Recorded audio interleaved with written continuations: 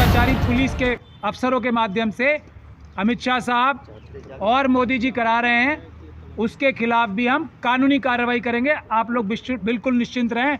कुछ भी और सरकार आपको कुछ भी झूठ बोले मानना नहीं है।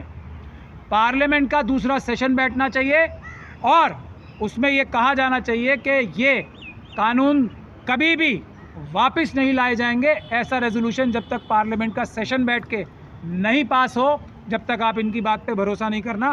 तब मोदी सरकार की एक ही गारंटी है, सबको धोखा देना ही मोदी सरकार की एक गारंटी है। तो उनकी हमें ज़रूरत ही नहीं है। हम वकीलों की तरफ से, अभी भानु जी ने किसानों के बारे में बताया, उसके बाद जो वोटर कटने की बात है वो भी मैं उस पर बात करूंगा, थोड़ी सी बात करूंगा। भानु जी ने डिटेल में बता ही दिया।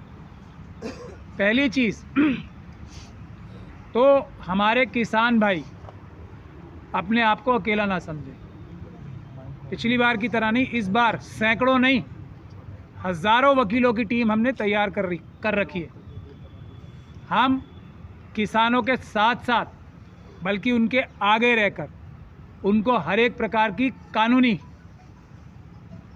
माइक ऑफ हो गया वो सर, बैक साइड पे बोलते रहो आप। कानूनी मदद देंगे, बल्कि ढाल बन के हम उनके आगे खड़े रहेंगे। और ये जो इलीगल काम, क्राइम्स पुलिस के माध्यम से, ये भ्रष्टाचारी पुलिस के अफसरों के माध्यम से अमित शाह साहब और मोदी जी करा रहे हैं, उसके खिलाफ भी हम कानूनी कार्रवाई करेंगे। आप लोग बिल्कुल निश्चिंत रहें।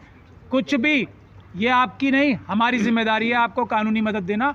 सैकड़ों नहीं हज़ारों वकील हमने तैयार कर रखे हैं। पहली बात ये। दूसरी बात ये है, ये जो आपको रोका जा रहा है उसके लिए भी हम आपको बता रहे हैं, ये अपराध कर रही है पुलिस भी और सरकार भी। तो उसके लिए सबसे अच्छा तरीका ये है कि ये कानून जो आपके हक छीनने के लिए लाया जा रहा है, और सरकार आपको कुछ भी झूठ बोले मानना नहीं है। पार्लियामेंट का दूसरा सेशन बैठना चाहिए और उसमें ये कहा जाना चाहिए कि ये कानून कभी भी वापस नहीं लाए जाएंगे। ऐसा रेजोल्यूशन जब तक पार्लियामेंट का सेशन बैठ के नहीं पास हो, जब तक आप इनकी बात पे भरोसा नहीं करना, तब तक आप इनकी बात पे भरोसा करोगे, धोखा खाओगे। जैसा ट्रांसपोर्टर्स ने खाया, जैसा इससे पहले आपने भी खाया, और जैसा हर वो व्यक्ति जो 15 लाख के चक्कर में था और पता नहीं कौन कौन से वादों के चक्कर में था, वो धोखा खाएगा। इस मोदी सरकार की एक ही गारंटी है, सबको धोखा देना ही मोदी सरकार की एक गारंटी है। तो मेरा आप लोगों को ये सलाह है, हम लोगों की आपको, अडानी और अंबानी दोनों के, यही दोनों आपकी ज़मीनों पे नज़रें गाड़ के बैठे हैं। ये जो 3 काले कानून आ रहे थे, एमएसपी और सब कुछ आपको अपने आप मिल जाएंगे। सरकार आपको यहाँ आने से रोक रही है ना। यहाँ तो आंदोलन होगा ही, ज़बरदस्त आंदोलन होगा। कोई कीले, कोई ताकत दुनिया की आपको रोक नहीं सकती। अडानी और अंबानी के हर एक ऑफिस पे, जहाँ जहाँ भी अडानी अंबानी का ऑफिस है, वहाँ भी आप प्रदर्शन लगाएं, क्योंकि इस सरकार की नब्ज़, इस सरकार की, जैसे तोते की जान कहाँ, वो जिनकी जान कहाँ होती है, तोते में। तो ये तोते जो हैं 2 हैं इनके बड़े बड़े, अभी और भी हैं 5-10, लेकिन ये 2 बड़े तोते हैं। इनके ऑफिस के बाहर, इनके घरों के बाहर प्रोटेस्ट लगाना शुरू कीजिए आप। तो हर एक जो चाल गंदी घिनौनी चली जाएगी, उसका जवाब देना हमें आना चाहिए। एक तो मैं ये आपसे कहना चाह रहा था अपने सभी साथियों के माध्यम से। दूसरा ये है कि अभी भानु जी ने बताया है कि 25 लाख करोड़ नहीं, मेरे ख्याल से 150 लाख करोड़ सरकार ने उधार लिया। वो सबका बोझ किस पे? आप किसानों पे और आम जनता के ऊपर ही है। और वो पैसा लेकर 25 लाख तो नज़र आ रहा है जो माफ़ किया, या अडानी अंबानी जैसे लोगों का, उससे ज़्यादा 100 लाख करोड़ रुपए ये सब लोग चुरा चुके हैं। उसका कर्जा हमारे ऊपर डाल दिया। तो ये बातें आप ध्यान में रखें, मोदी सरकार की किसी बात को ना मानें। अब मैं आज का जो फैसला सुप्रीम कोर्ट ने किया है, जो माननीय कहने पर हम बाध्य हैं, सुप्रीम कोर्ट को हम लोग सब माननीय कहते हैं, हम लोग बाध्य हैं, लेकिन 2 तरह के माननीय होते हैं। रिस्पेक्ट जो हम करते हैं, ऑनरेबल जो हम कहते हैं, वो 2 तरह के, एक ज़बान से बोला जाता है और एक दिल से बोला जाता है। तो क्या आज जो भानु जी वहाँ थे कोर्ट के अंदर, मैं तो नहीं था, जो फैसला किया है सुप्रीम कोर्ट की अपनी जजमेंट्स है ना बहुत सारी, कि अनरीजन्ड ऑर्डर कोई एडमिनिस्ट्रेशन का आदमी, कोई क्लर्क भी करता है तो वो बहुत बुरी बात है। अब सुप्रीम कोर्ट स्वयं इतने बड़े मुद्दे पर, इससे बड़ा मुद्दा कोई नहीं है, देश की जनता देश की मालिक है, देश की राजा है, राजा बनाने में अगर घपला धांधली कोई कर रहा है, देश का निज़ाम चलाने में जिस निज़ाम की वजह से सुप्रीम कोर्ट है, उस संविधान के साथ कोई धोखाधड़ी कर रहा है, कोई इतना बड़ा फ्रॉड कर रहा है, उसको बगैर रीजन्ड ऑर्डर पास किए अगर डिसमिस किया जाता है, जैसा भानु जी बता रहे हैं, तो क्या हम दिल से ऑनरेबल बोल पाएंगे इस फैसले को? क्या हम दिल से बोल पाएंगे? ये देश की जनता अपने आप फैसला कर ले। लेकिन मेरा ऐसा मानना है, सुप्रीम कोर्ट और हमारे सारे संस्थान ये आरएसएस और बीजेपी के, ये गुंडों के दबाव में है, ऐसा सुप्रीम कोर्ट के 4 जजेस प्रेस कॉन्फ्रेंस करके बोल चुके हैं। तो जनता को इस दबाव को ख़त्म करना है। हम देश के मालिक हैं, देश की जनता इस देश की मालिक है। सुप्रीम कोर्ट के जजेस भी हमारे नौकर हैं, जैसे प्रधानमंत्री नौकर हैं। तो अपने नौकरों के ऊपर से प्रेशर हटवाना, वो खुल के काम कर सकें, ये भी जिम्मेदारी जनता की है, जो पीसफुल प्रोटेस्ट के माध्यम से ही होगी। इसीलिए 25 तारीख का ऐलान अभी डीसी कपिल साहब आपको डिटेल में बताएंगे। ये सभी प्रधानमंत्री जी, जिनको हम अपना प्रधान सेवक नौकर कहते हैं, वो प्रधान चोर ना बन जाएं, प्रधान चोर या डकैत ना बन जाएं, उनको रोकने के लिए भी 25 तारीख का प्रोग्राम हम लोग कर रहे हैं। और इन सब की जड़, जैसा अभी आप लोग देख रहे हैं, करोड़ों वोट खाने के बाद भी, करोड़ों वोटों की चोरी करने के बाद भी सुप्रीम कोर्ट तक से अगर बिना डिटेल्ड ऑर्डर पास किया, क्योंकि डिटेल्ड ऑर्डर मुझे लगता है इसमें कोई पास हो ही नहीं सकता। चुनाव आयोग ने एक झूठा, पूरी जिम्मेदारी के साथ कह रहा हूँ, सरकारी वकीलों के माध्यम से एक झूठा एफिडेविट फाइल किया और सुप्रीम कोर्ट ने उसका झूठ ना पकड़ के उसको अनरीजन्ड ऑर्डर, 1 लाइन का ऑर्डर पास करके डिसमिस किया है, जैसा भानु जी मुझे बता रहे हैं। तो इससे बड़ा अन्याय कुछ नहीं हो सकता।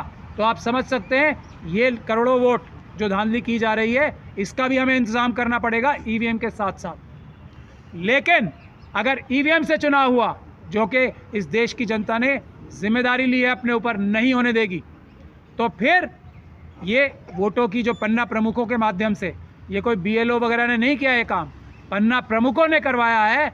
सरकार में जो इलेक्शन कमीशन के ऑफिसर्स थे, उसके माध्यम से। ये सभी लोग अपराधी हैं। और मैं सेक्शन भी पढ़ के बता रहा हूँ, फिर मैं अपनी बात ख़त्म करूँगा। सेक्शन 32 है, representation of people's act. Section 32 वो क्या कहता है? Breach of official duty in connection with preparation etcetera of electoral rolls, यानी कि जो ये इलेक्टोरल रोल्स बनाने की, इलेक्शन की लिस्ट बनाने की, वोटर लिस्ट बनाने की जिम्मेदारी सिर्फ और सिर्फ किसकी है? इलेक्शन कमीशन की। इलेक्शन कमीशन का हर अधिकारी 6 महीने से लेकर 2 साल की सज़ा, मिनिमम 6 मंथ, 2 साल की सज़ा भुगतेगा जिसने ये फ्रॉड किया है। मैं आपको पढ़ के सुना रहा हूँ।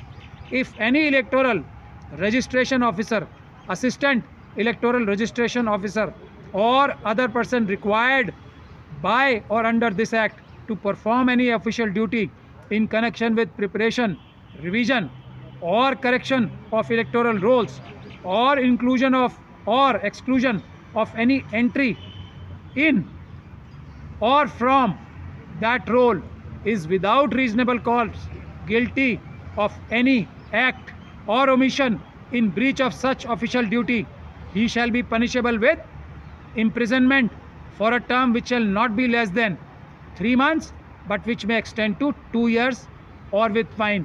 ये 6 महीने कम से कम और 2 साल की सज़ा, 2 साल तक सज़ा तब है जब एक वोट में कुछ गड़बड़ी कर दी हो।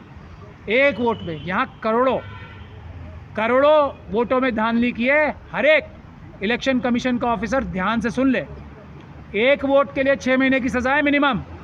अगर 100 वोट में धांधली की होगी ना इलेक्शन के ऑफिसर ने, जो जिम्मेदार है इस काम का, तो 100 मल्टीप्लाइड बाय 6 महीना। ध्यान से सुन ले, 6 महीने की सज़ा नहीं है सिर्फ।